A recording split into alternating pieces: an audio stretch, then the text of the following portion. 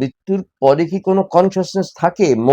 Brain থাকে না, চিন্তা করার ক্ষমতা থাকে না, হঠাৎ একটা দ্বীপ নিভে যায়। নমস্কার, আমি ত্রিবেণী। এসএস মিডিয়ায় স্বাগত।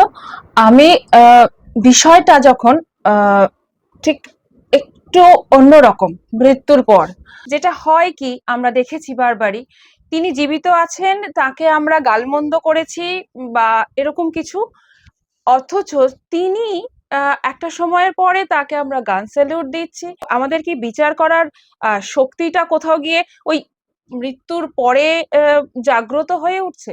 রয়েছি কিংবদন্তি প্রবীণ, মনের দিক থেকে প্রবীণ একেবারেই নন, সাহিত্যিক সাংবাদিক রঞ্জন বন্দ্যোপাধ্যায়ের সঙ্গে। দেখো ত্রিবেণী, একটা কথা বলি। আমি তো যখন জন্মেছিলাম তখন তো আমার মনে কোনো প্রশ্ন, কোনো সংশয়, কোনো দ্বিধা ছিল না।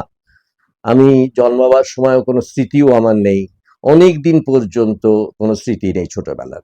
তারপরে আবছা আবছা মনে পড়তে পড়তে তারপরে আমি একটা জীবনে ঢুকে পড়লাম। অনেক আত্মীয় স্বজন পেলাম, মাকে পেলাম, বাবাকে পেলাম, একটা পরিবার পেলাম, এরকম। তো তারপরে আমি সারা জীবন আমি সংসার করেছি, কিন্তু সংসার আমার থাকেনি, বারবারই ভেঙে গেছে। জীবনে ভালোবাসা এসেছে, চলে গেছে।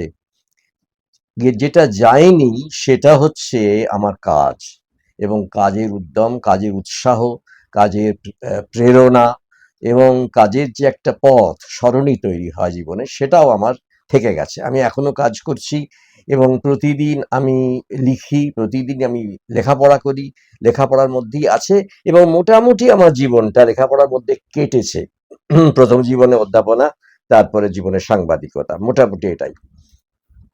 এখন আমি যদি পিছন ফিরে তাকাই, আমি কি পেয়েছি কি পাইনি, সেই হিসেব করে আর কি হবে। হয়তো অনেক কিছু পাওয়ার ছিল, সেটা পাইনি, আবার অনেক কিছু পাওয়ার ছিল না কিন্তু সেগুলো পেয়েছি।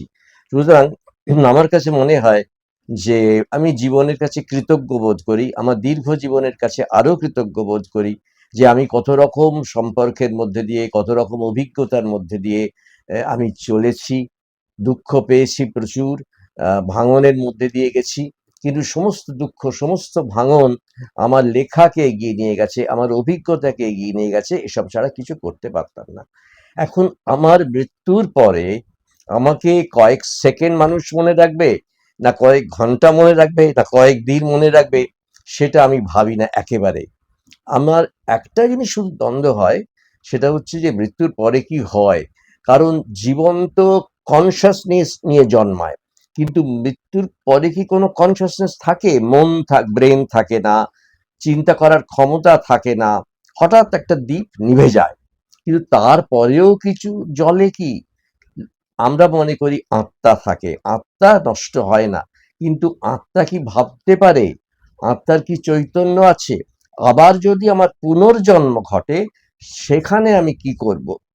আমি উম, আমি আবার লেখকই হতে চাই। আমি আমি বাংলা ভাষায় লিখবো না ইংরেজি ভাষায় লিখবো আমি জানি না। আমি ইংরেজি ভাষাটা খুব ভালোবাসি।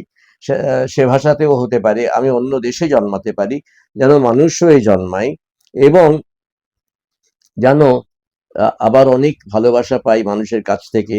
মানুষের ঘৃণাও কিন্তু কাজে লাগে। আমার জীবনে আমি সত্যি সত্যি অনেক সমালোচনা, অনেক ঘৃণা, অনেক ব্যথা, অনেক বেদনা পেয়েছি।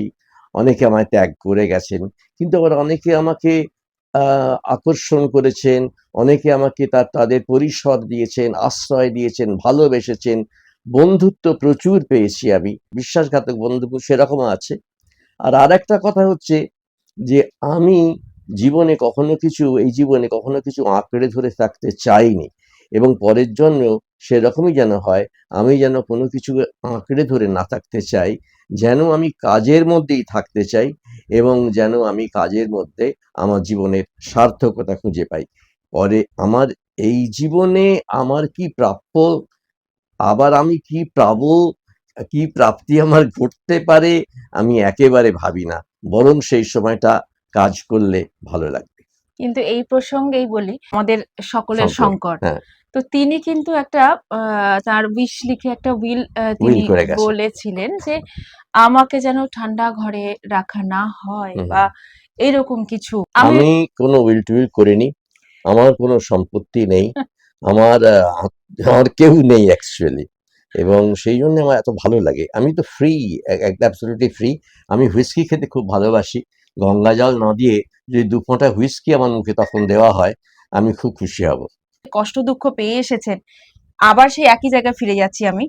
তো তখন তারাই যখন আপনাকে ভীষণ সম্মান করবেন, তখন কি আপনার তাদের জন্য কি একটু কিছু বলবেন? কিন্তু তারা যদি সম্মান করেন আমি খুব খুশি হব। কিন্তু কেন করবেন? আমি তো মৃত্যু তো আমায় কোনো মানে গ্লোরির জায়গা, এবং মৃত্যু তো মহিমার, আমি তো মৃত্যু অর্জন করছি না। জীবনে জন্মালে মৃত্যু হবেই। কিন্তু আমি যেটা জীবনে অর্জন করেছি আমার শ্রম দিয়ে, আমার বুদ্ধি দিয়ে, আমার বিন্দু মাত্র প্রতিভা দিয়ে বা একটু ক্ষমতা দিয়ে, সেইটুকুর যদি আমি কিছু রেকগনিশন পাই, আরেকটু বেশি পাই, তাহলে আমার ভালো লাগবে মৃত্যুর পরে। কিন্তু সেটা তো আমি আর দেখতে আসবো না। আমি বরং চাইবো, আমি যখন চলে যাচ্ছি পৃথিবী থেকে, যখন আবছা আবছা জ্ঞান আছে, তখন যদি আমার কোনো হারিয়ে যাওয়া ভালোবাসার মানুষ অন্ধকার থেকে আলোর পত্রিকায় দাঁড়িয়ে আমার দিকে হাত বাড়িয়ে দেয়, আমি তার হাতটা ধরতে পারি এবং দুয়ারটুকু পার হতে পারি, সেটা আমার বড় প্রাপ্তি।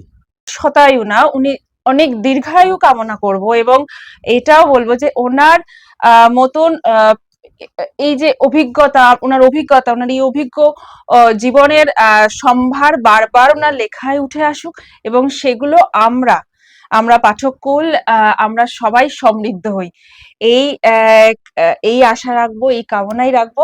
ধন্যবাদ আপনাকে, ভালো ধন্যবাদ। থাকবেন। আবুল বাশার কিছুদিন আগে দেখা হয়েছিল, সেটা বলি। আহ, আমার একটু আশ্চর্যও লেগেছিল কিন্তু ভালোও লেগেছিল। আমার বয়স জিজ্ঞেস করলো, আমি তখন আবুলকে বললাম আমার বয়স। তখন আবুল বলল যে আচ্ছা, খানিকক্ষণ ভাবলো, গভীরভাবে ভাবলো। হুম হুম। তারপর আবুল বাশার বলছেন যে আচ্ছা রঞ্জন দা, মেডিকেল ইমপ্রুভমেন্ট আর কত দূর যাবে, মানুষ কি মরবে না? তো হ্যাঁ, সত্যি আমি কবে মরবো আমি জানি না। তবে একটা কথা আমি বারবার বলছি, তোমাকেও বলছি জীবনী, যে আমি কাজ করে যে আনন্দ পেয়েছি জীবনে, জীবনের সব থেকে বড় আনন্দ হচ্ছে কাজ। তারপরে সে কাজ সফল হলো কি সফল হলো না, কিছু তো সফল হয়েছে। আমার বইগুলো আবার এক করা হচ্ছে, সেগুলো আবার নতুন করে বেরোচ্ছে, আরেকটু ভালোভাবে প্রতিভাস থেকে বেরোচ্ছে সমস্ত বই এখন, এবং খুব সুন্দর করে ওরা বার করছে। এইগুলো জীবনের শেষে প্রাপ্তি। আর যেগুলো বেরোয়নি বই, সেসব লেখা ছড়িয়ে ছিটিয়ে আছে। একটা কিছু ছেলে মেয়ে এই যুগের, এই তোমাদের মতন বয়সী সব, তারা জোগাড় করে সব এক করছে লেখাগুলো। যদি আবার আমি হয়তো তখন থাকবো না, কিন্তু লেখাগুলো বেরোবে, সেটা আমি বলে গেছি প্রতিবাসকে, এইটুকু করে গেছি আমার লেখাগুলোর জন্য। আহ, আর কিছু না। আর যেন এইটুকু প্রার্থনা করতে পারো আমার জন্য, যতদিন বেঁচে থাকবো যেন সুস্থভাবে কাজ করতে পারি। কাজ যদি না করতে পারি, তাহলে আমার একদিনও আর বেঁচে থাকার ইচ্ছে নেই।